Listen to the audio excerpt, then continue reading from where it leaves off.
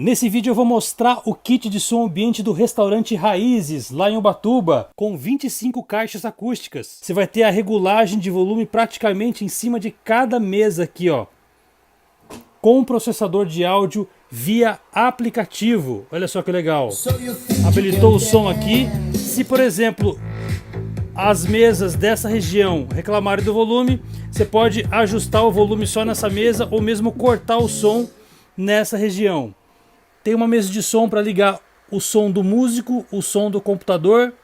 Com esse kit você vai ter o controle absoluto.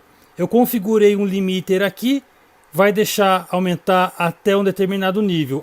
Passou do nível que você estabeleceu, ó, ele já acende aqui e não deixa aumentar. Por mais que o músico tente aumentar, ele não vai conseguir. Então você sempre vai ter um som agradável do jeito que você regulou, tudo com senha, via aplicativo.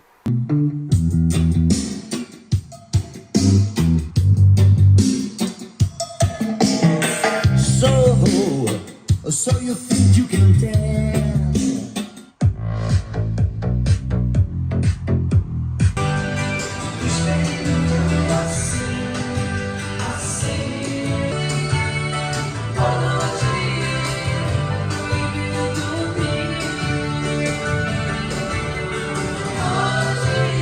Você precisa montar um som para um restaurante do cliente seu, não entende nada de som, entre em contato comigo, fatotec.com.br, fala comigo, clica lá no WhatsApp, manda as medidas, a foto do restaurante, que eu vou montar um projeto personalizado para você mesmo instalar.